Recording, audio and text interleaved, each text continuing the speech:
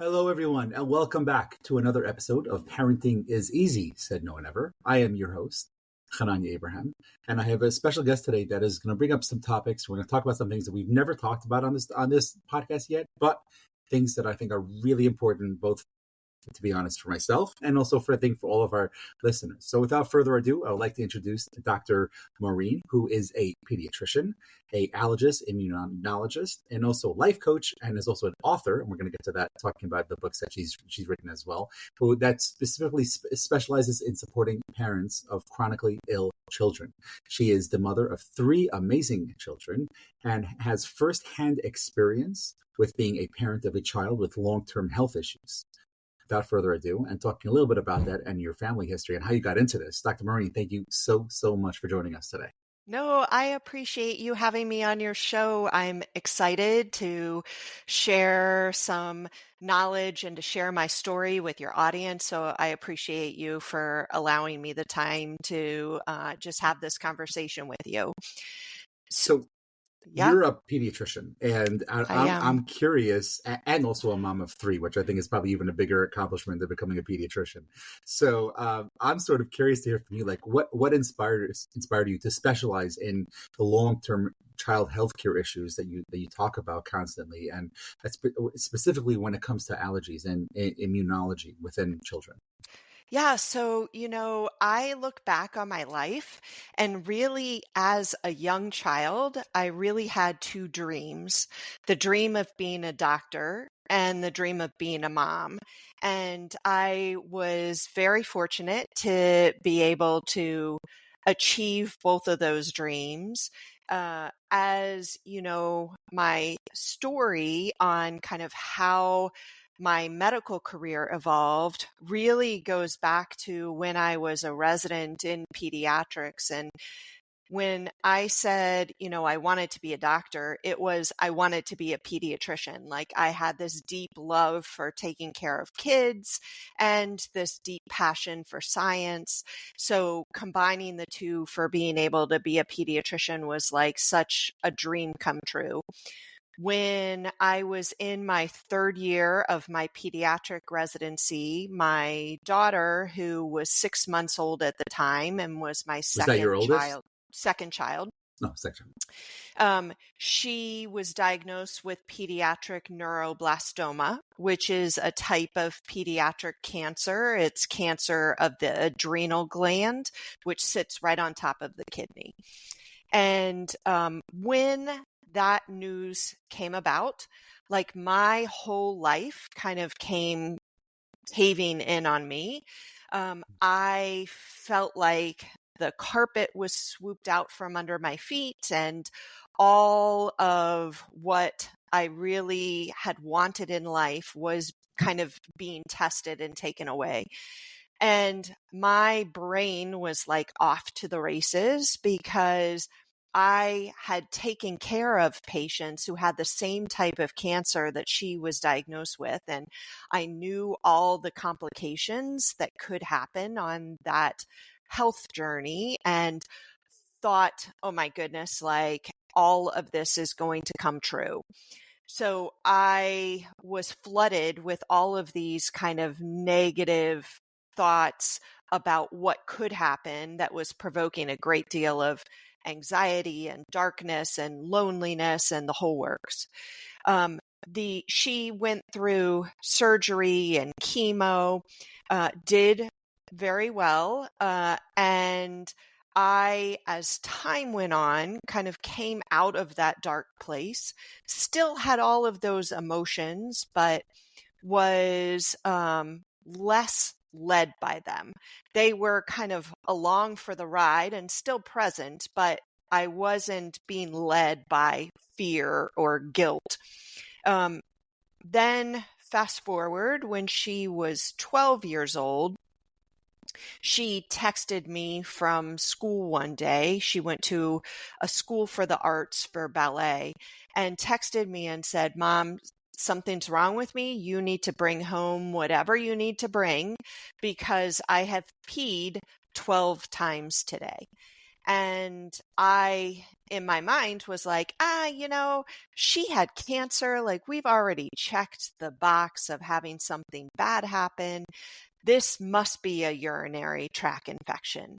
So I got from the clinic a urine collection cup and a urine dipstick and brought it over to her school because I didn't want to go all the way home before making that diagnosis of a UTI. So when I arrived at her school, had been greeted by her at the front desk, and she said, "Did you bring it? Did you bring it?" And I said, "Yeah, here's a cup. Go into the little bathroom and let me know when you're done."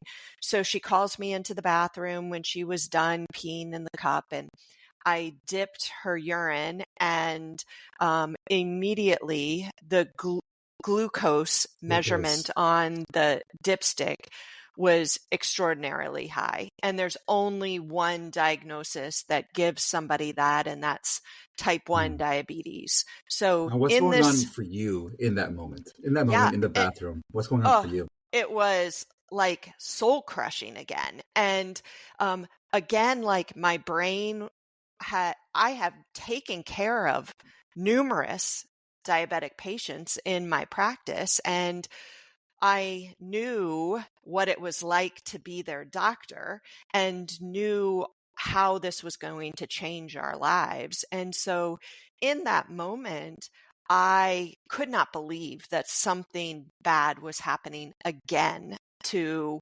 her and our family, because I had thought we'd already crossed that bridge and checked that box, that we were done with this. And I started crying. She looks at me and is crying, but doesn't even realize why she's crying because she just sees my tears.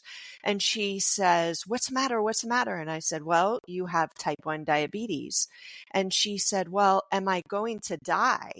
And I said, "No, sweetheart, like, you're not going to die."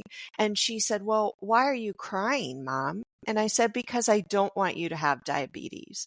And I knew in that moment that all those emotions from when she was an infant with cancer, like, came flooding back. And I didn't want to go to that place again. So I, not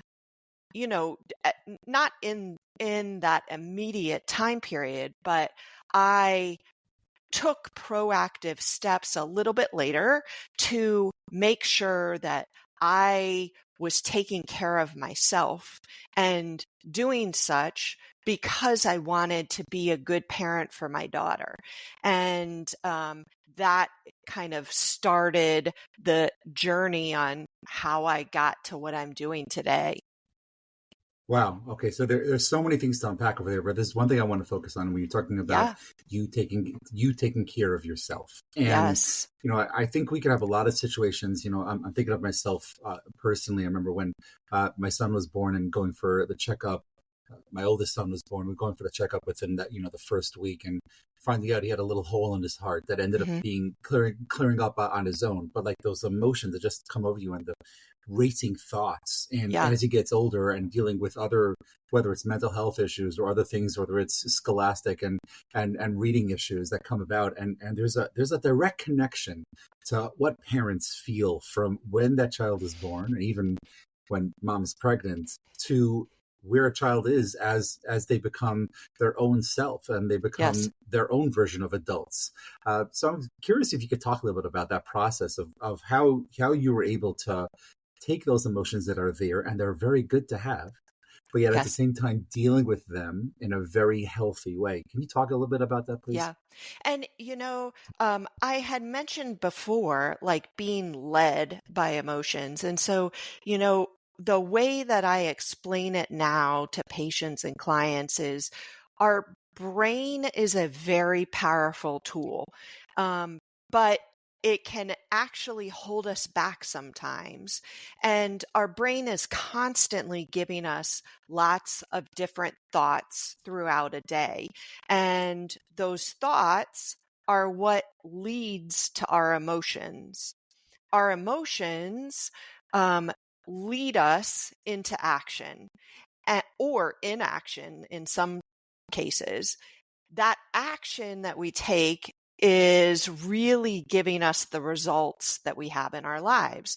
And so when we realize that thoughts lead to emotions, which lead to actions, which lead to results, we realize that emotions are very important in our life. And sometimes when we go through something that is challenging, those emotions sometimes can become so overwhelming that they're leading us rather than us being really aware and cognizant of them so that we're still in control and leading our lives. So with in the early part of my story, when my daughter was an infant, I was not aware of any of this. And so led a kind of very unintentional life during that time and thought it was normal to feel all of this fear and overwhelm and guilt constantly, and gave up myself during that time, which is kind of why, in reflecting back, that I went into this like dark place of loneliness. And I realize in reflecting back how those emotions were leading me during those times. And now, having this understanding of how emotions are so important, I realize that, emotions are there to give us clues, and we can choose how we feel or choose our thoughts to create different emotions, but they're there to kind of be a signal to us, such as, a good analogy is like putting your hand on a stove and you feel heat. Well, you want to feel that pain, but you don't want to keep your hand on the stove. You want to remove your hand and be able to then realize what just happened. Right. The way So, I like talking yeah, about it is you want to be able to feel the heat, but you don't want to be able to feel the yes, pain. yes, So, yeah, and realize that information is there to help you, but you don't want to keep your hand on the stove because that will cause pain over time. So it's important to be very kind of conscious of thoughts and emotions, and choose what you're going to believe and how you're going to feel, and understand that those emotions during a challenging time are going to be present. But, throw them in the trunk of your car and take them on the journey with you. Don't let them be in the driver's seat of the vehicle and leading you through life because they're beautiful. there. Yeah, such a great analogy. It's we want to take the things that we have with us, but not necessarily to have them lead us. But I want to Yes. go back to something else that you Yeah. were just saying before, regarding recognizing that Mm-hmm. when parents have these emotions, they're there and they're present, and Mm-hmm. they can start from that first diagnosis, from that first thing, that from infancy, and they can carry through all the way through adulthood and maybe even to grandparenthood in a Mm-hmm. certain way. I'm curious when you say being able to work with it and deal with it, and for the listeners here, the concept that Dr. Maureen is talking about is what we call cognitive behavioral therapy. Mm-hmm. CBT is one of the things that are really, really helpful to help with the process of the thoughts and the emotions and how they manifest and how they show itself. And we could choose a different path. But I'm curious, doctor, just to, when you talk about this concept of being able to share it, being able to obviously be present with it, how does that work when we have so many things on our plate constantly? We still have to make dinner, we still have to finish our emails, we still have to make Yeah. sure homework gets done, but yet at the same time we're dealing with a child that is just, there are things going on with them. They're sick, and we still have to be able to let it go. And you were saying before regarding self-care, right? Yes. Those are not the words you use, but I think just Yeah. specifically taking care of yourself. Can you talk a little bit more about how a parent can do that? Because I think there are so many parents that are listening to this and thinking about the concept of, I have a child that's sick and I have 1,000 things I need to do. It's called being a mom or super Right. mom, depending on how you look at it, Yeah. and realizing that I have to do all these things. So what can a parent do to sort of take care of themselves, recognize and feel the pain, but yet also know how to compartmentalize it so that they can do the things that they need to do? Yeah. So there's a couple things that I would say on this topic. Number one, I want your listeners to understand that every individual needs to take care of themselves. And that when we talk about self-care, a lot of times what pops into somebody's head is like spa days and bubble baths and yoga class and all of these things that Which are add, great things. which are great things, believe me, sign me up for a spa day. But they also, like, sometimes, and some of the parents that I work with, that they're like, you're telling me to take more time. And I say, wait, time out. Like, you can take care of yourself without going to a spa or taking a bubble bath. Just taking a few minutes to breathe sometimes and to focus on your breath, like, allows your brain to kind of calm down. And, I even talk about self-care in terms of journaling, that having set aside a few minutes in the morning to just jot down whatever is on their mind gives practice to being conscious and aware of thoughts that go on in your brain. But Beautiful. the, I refer to that yeah, as making a U-turn, going back yeah, inside, yeah, and just to saying what's happening here, and right, acknowledging that, and realizing, hey, there's something brewing over here, and it right. could be as simple as you're saying, which is, I'm so happy you're saying this. And by the way, she wasn't paid to say this, even though we I talked about was this in the not podcast paid. before. Uh, but I think the concept of breathing is so beneficial, because Yes. it calms the nervous system down and it Hmm. really regulates ourselves internally. And if we're going to be taken care of internally, then externally things and the way our body works is going to be a lot calmer. And we talked about that in the past. And the ultimate goal of mine is to have one of the people that talk about this constantly. The body keeps the score. The author of probably my famous book, my most favorite book I've ever read in this field, Bessel van der Kolk, and to really talk about this concept of how the body feels things. So if you're feeling you're Yes. having a headache coming on, don't just pop the 3 Excedrin. Realize what's happening, what's Yeah. going on. Have that cup of coffee just for a few minutes. Sit there by yourself with no distractions. Eat lunch in a way where Yeah. you're able to just be by yourself and with yourself, no distractions. And that goes so far when you're able to have those little moments, which is, I think, to what you're talking about up here. I know we could really talk about this topic specifically so much. I do want to switch gears just a little bit and talk about something else. I want to backtrack a little bit to something you were saying earlier. I'm curious how parents can go about when a child is sick in infancy and they're dealing with something that is life threatening and really can change, like you were saying, can change the whole family dynamics. I'm curious when and where and how parents can go talking to that child as they get older about what they went through when they were younger, and some tips and some guidance of how to go about doing it. Yeah. And, I would even say um, that talking to the child um, comes even earlier than uh, comes at the time when the child is going through it. It shouldn't be that the parent is dealing with all of this without sharing that vulnerability with the child.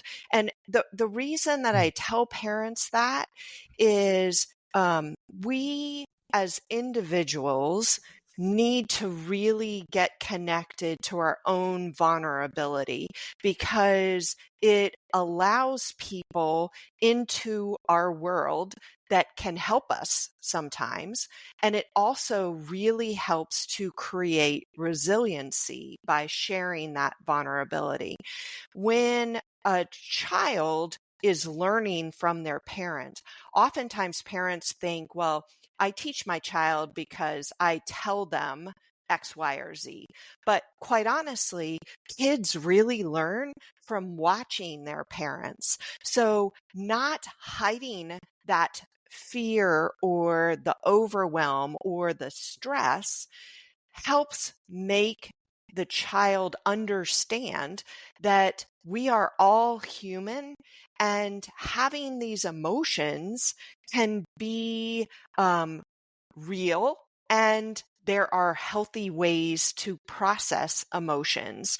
So don't keep them in this bubble and think that you're doing a great job of protecting them from all of this fear and stress, because this is actually can be one of the gifts of going through a challenging health condition for a child, that when they grow up, they understand through the next challenge in their adult life that it's okay that I'm stressed and fearful, and that I show emotion and vulnerability, because this is how to process emotions. So specifically when a child is better, and Yeah. the things that they've been through when they were an infant are not present anymore. Is there an Mhm. age, or is there a time when parents should be bringing it up to them? Is it like 8, 10, 12, or early teens and stuff like that? Yeah, that's a great question. And I, in reflecting on like my daughter's experience, when she went through all the journey with childhood cancer as an infant, she didn't remember any of that. And it certainly had an impact on our family, but she didn't remember it because she was 6 months old when it started. But because it had such an impact on our family, I can tell you, it was always part of kind of a conversation. Like, Christmas time, for example, we had an ornament on the tree that was a childhood cancer ribbon. So when we were, decorating the tree every year, like we would talk about it then. And, it's different when they're a toddler and a young child. As they get older, the conversations change a little bit because it has to match their developmental age. But allowing for that conversation is really an important piece of the journey, because I look back on my daughter and I know that experience impacted her. When I looked at all my three kids, they're all so different, but she is my like mouthy, loud one who does not stop talking. And I truly believe it was because she was poked and prodded as an infant at a time when she couldn't speak. So now, as a young adult, like you can't get her to shut up. And so allowing opportunities to talk about what happened can be very helpful as they're growing up to face other challenges in their lives. So you're saying, I guess what I'm hearing you say is, it really depends on the child and where they are, and what Oh, for and sure. what and what they're able to comprehend and understand regarding things that they've been through in infancy. Now, obviously, there is research talking about the trauma that kids face even in infancy, in utero. I know Gabor Mate talks about that concept Yes. of displacements and stuff like that. So, and there is something that obviously stays within the child that they might not even, that is probably subconscious, but still there. So I think having those conversations and opening up really, really helps connect things that they've been through that they might not be aware of, as and making it something that, hey, this is open conversation, and inviting those parts of the child to be able to express themselves, and to really be present. And it really depends on the child, and obviously the relationship of the child, which I think is a very good point. I want to focus on a little more when you talk about diabetes, and I'm curious if you can talk a little bit about being a parent of a diabetic and having a young child. I think you said she was 12 years old when she was first diagnosed. I'm curious regarding some very the initial shock that can come about from parents and how to go about dealing with that at home. What are the first steps parents that have a possible diabetic or have just been diagnosed with a diabetic child? What are the first steps and what are the first things they should be doing, both as a family dynamic and also in the home regarding food and how to deal with things? Yeah. And so this really ties into what we were just talking about with keeping kind of communication lines open, and so important when it is a tween teen who's going through a challenge.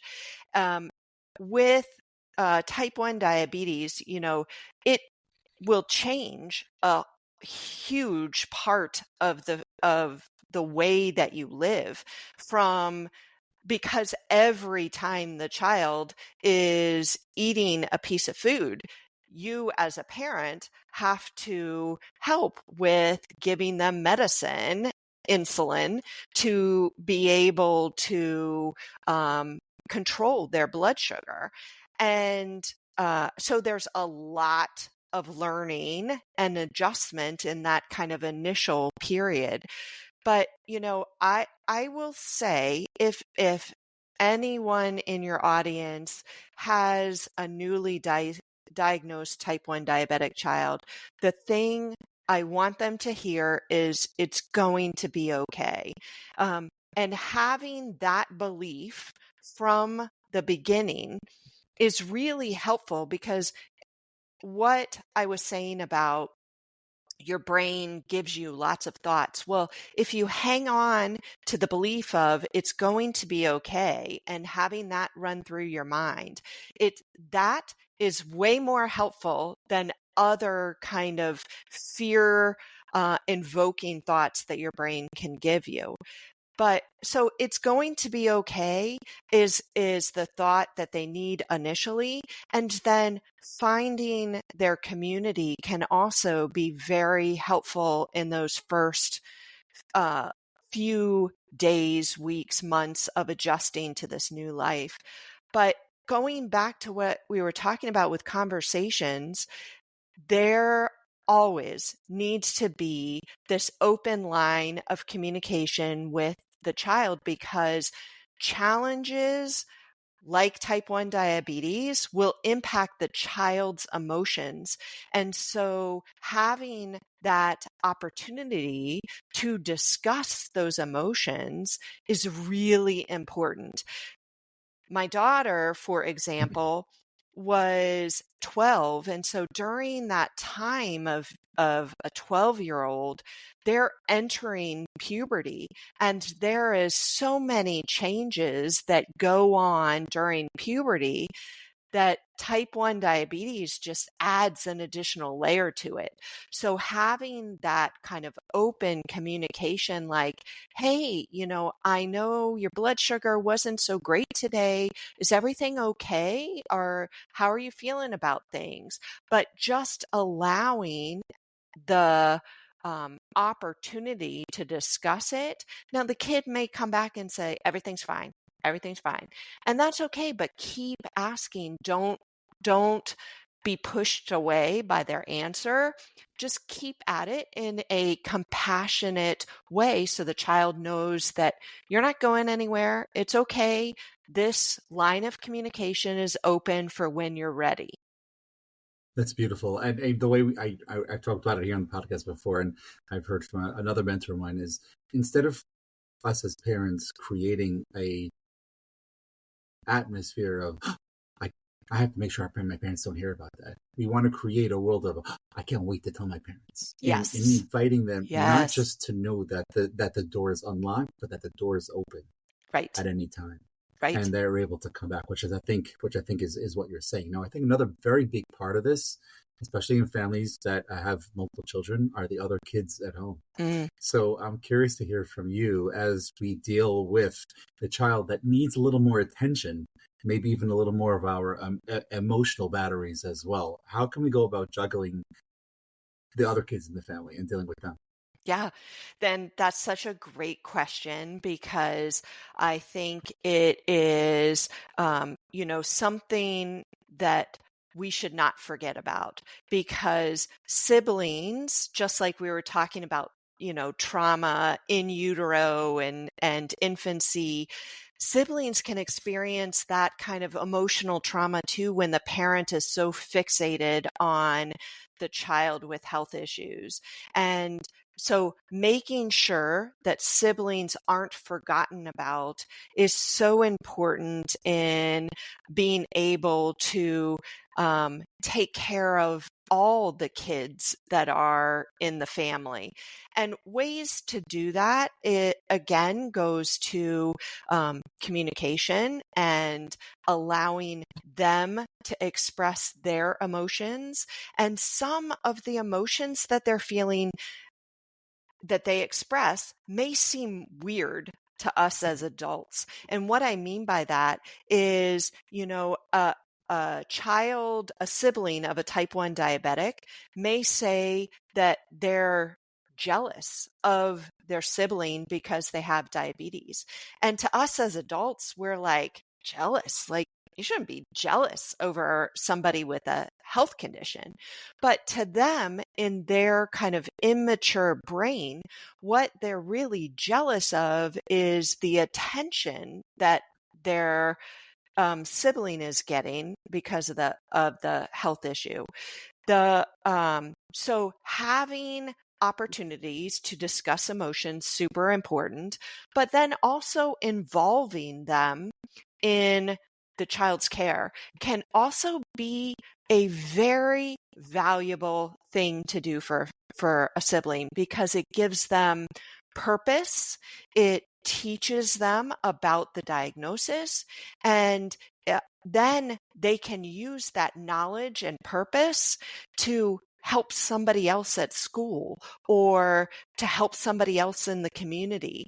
And they will grow and feel that benefit of being able to be of service to someone.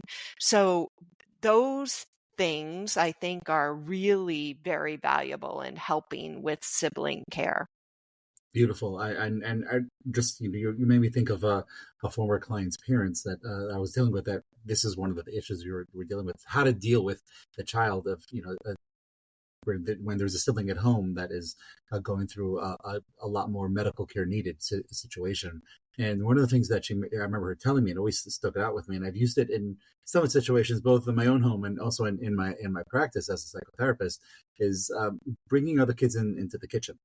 And saying, okay, well, Tommy needs to eat a certain way, so he can't eat A, B, and C. So what can we create? Because we know that he likes cupcakes. So let's find recipes that we can do. Let's explore. Let's try to get serious and work together, which I think is what you're saying. When they're brought into the mix, that they're a part of the solution and not a problem within the family dynamics. I think is exactly what you're trying to say over here. So how do we go about, in that sense of creating independence in children, which as parents we all want? I mean, we all want them really close to home, and we also want them to be as independent as possible. But when you're dealing with a child that has a sickness that is lifelong, how do we go about creating independence, but yet also creating a structure and responsibility within them, and also dealing with the siblings at the same time with all this? Yeah, it's a lot to juggle, right? And it goes back to why self-care is, again, so important, that it's not a luxury to take care of yourself as a parent, because there's a lot on the plate to balance, that it becomes a necessity to spend a few minutes to really understand your own brain. But creating independence helps with understanding that there's different developmental ages of kids. We all know that as parents, that a 4-year-old who has type 1 diabetes will be less independent than a 14-year-old who has type 1 diabetes. And so with time, it's letting up the reins a little bit and allowing them the opportunity for success and possibly even failure at times. and we still need to keep them safe. So, what I mean by failure is maybe it's a type 1 diabetic kid who went over to a friend's house and didn't pack a fast acting glucose in case they went low. And the other, the parents of the other kids calls and says, Johnny's blood sugar's low. What can I feed them? So the solution is there, but they kind of failed at their independence. Well, failure in our world often has this negative connotation, and it shouldn't. It's just data to say how to do things differently next time.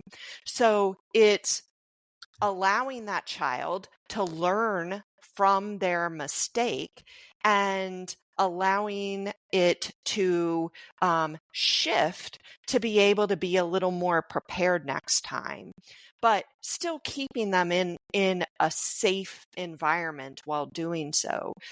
It again goes back to how emotions can really drive action in every human, but in adults in this scenario that we're talking about, it's so important not to let fear always drive you, because then you're not going to allow opportunities for your child to have that independence tested and be able to learn from their successes or failures.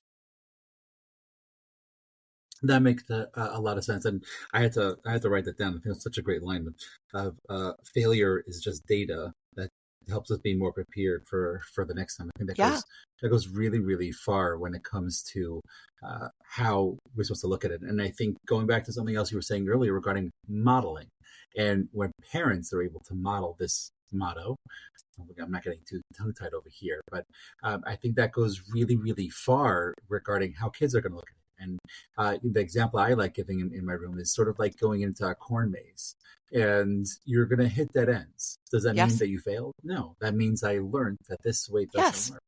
Right. And let me do something else, and let me go another route. And I think that's what life is in itself. When we're able to see that there are situations that I can deal with, great. And when I can't, I learned that doesn't work. So let me try something else. This recipe, not a good one. Let me try over again, and maybe add baking powder this time, so things will taste better. And it really depends on whatever that situation is. So I want to switch. Yeah, go ahead. Before you switch, I would just add to that success is the same thing.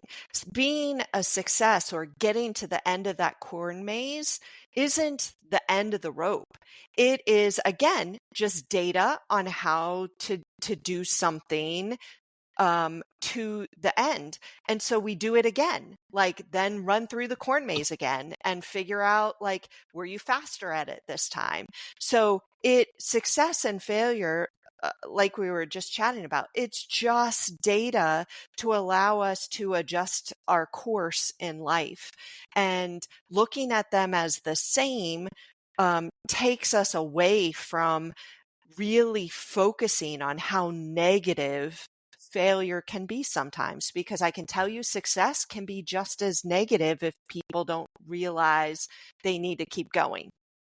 Okay, so you're sort of answering my next question without even going there, but I guess I'll put it into question form.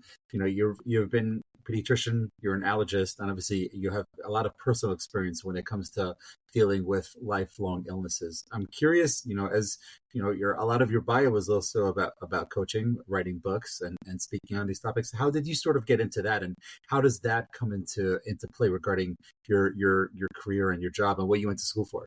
Yeah, so I'll talk about the book first, because I think that the story about the book is kind of illustrates my answer to that question. That when I started with with writing a book, it was really because my kids would often ask, like, "Hey, Mom, tell us the story of what happened with neuroblastoma, or what happened when you went to the ER after you and Kylie were in the bathroom and you just told her that she had diabetes." So it was really this idea to document these stories for my kids and their kids and their kids, so it wouldn't get lost in time.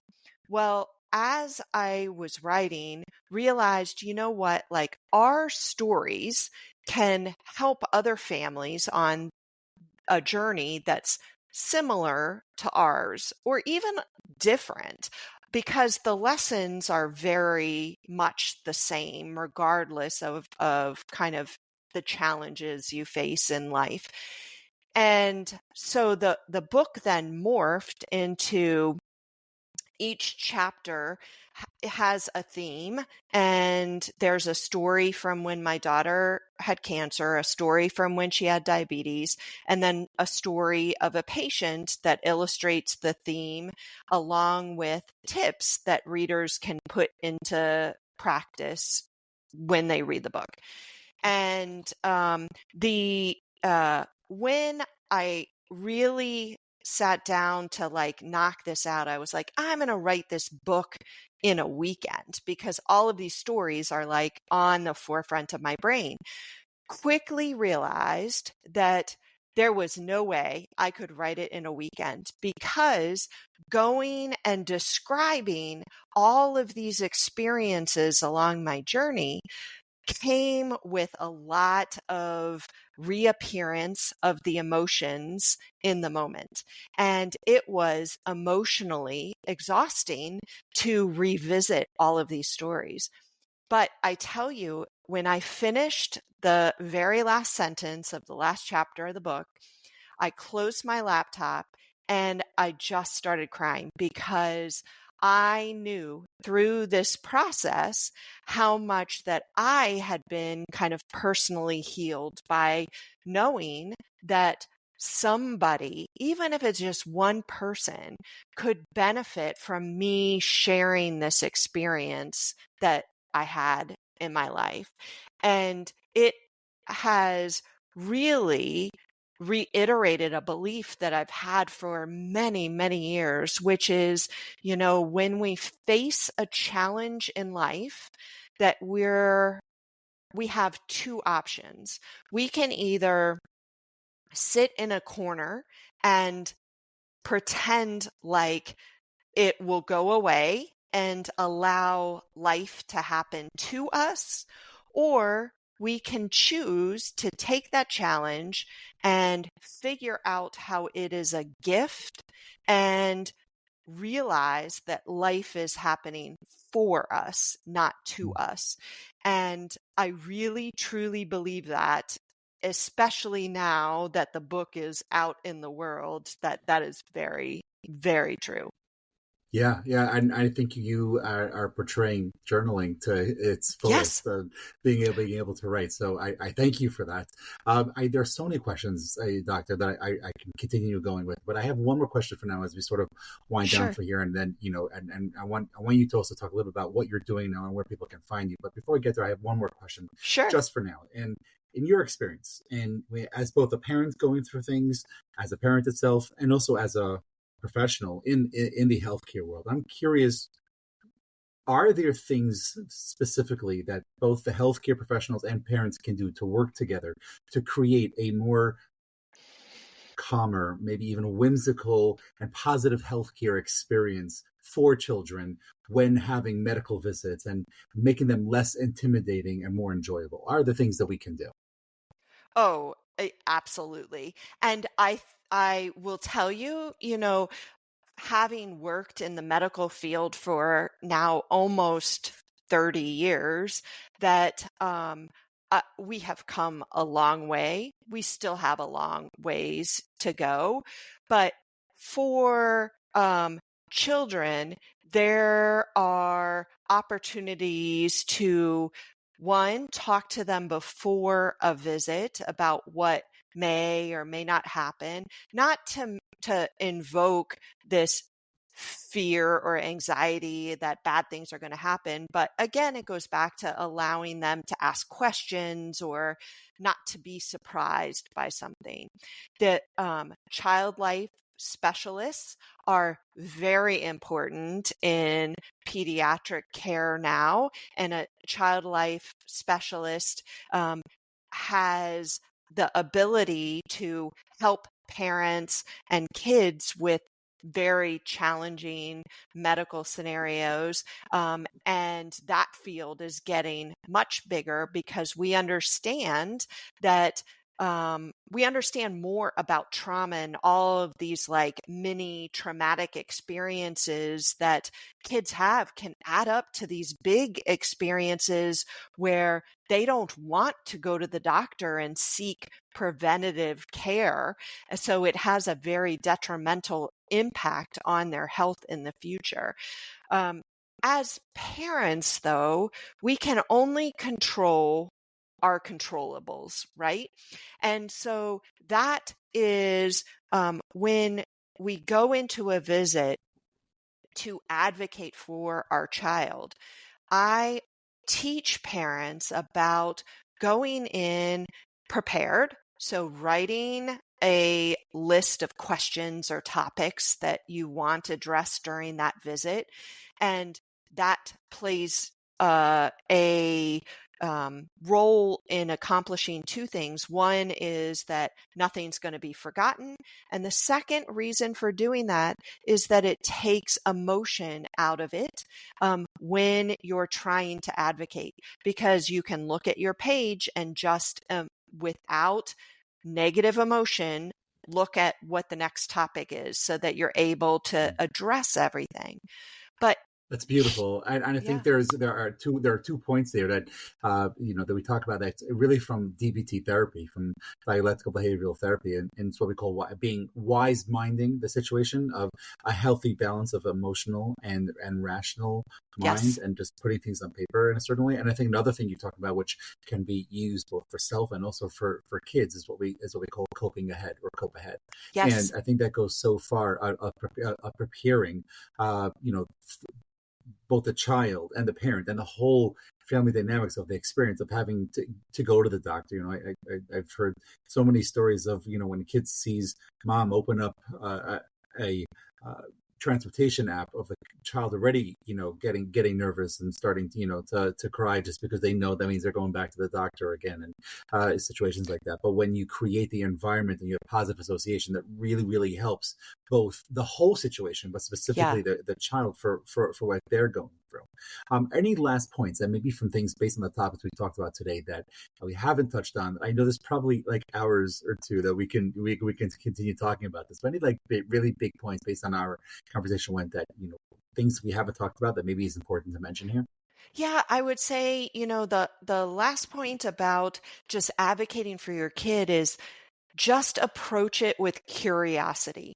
And I teach parents that if you believe that nobody is 100% wrong about anything, that means that you have given your brain a job, which is to look for something that's right in what they're saying.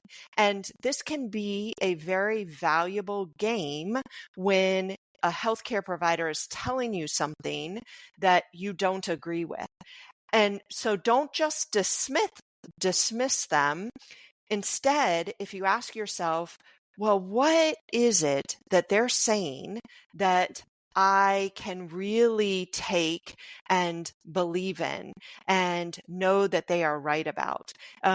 Because this curious mind allows, the emotion to be removed from it, and allows a healthcare provider and a parent to come to a better mutual understanding. And that mutual understanding is what builds trust. And that trust is what gives patients really good healthcare. Yeah, and a sense of safety within Yeah, the child itself. So that goes a really, really, a really long way. I cannot thank you enough for this, of course. wealth of No, thank information you. that you've shared with me and with all the listeners. I know everyone is going to be really benefiting from this amazing conversation. I'm curious as we close it up over here, just two rapid fire questions, just to sort of close it out for today. If there would be a book or maybe a podcast or a YouTube clip that you would recommend to people to listen to, where they can get more guidance on the topics that we talked about today, not your own, what would that be? Not my own. Oh, I would say Dr. Phil Stutz's new book, which is Living Through Adversity, I believe the title is. It is fantastic and highly recommend. And I love Dr. Stutz. That's awesome. Yeah, I know. I highly recommend everyone to look at the documentary that was recently put out on Netflix on him as well. And maybe Yes. we'll post a link to both those things on our website. So one last question as we wrap up this awesome conversation today. Doctor, if you could think of one superpower that you would like to have as a mom to help with everyday mundane parenting situations, what would that be and why? Oh, the superpower. I would say continuous curiosity. And the reason that I say that is everything that we've talked about today, like being conscious of your thoughts and advocating for your kid without emotion and being curious in the doctor's office, all takes practice. And I'm still continuing to practice these skills. Being curious is the number one thing that I wish I could do quicker and in the heat of the moment. So I would love that as a superpower. That's absolutely awesome. I love that. And it's also, I think, going to keep our minds fresh and our bodies and our minds young as well. But thank you Yes. so much, Dr. Lay, for No, everything thank that you've you. shared with us.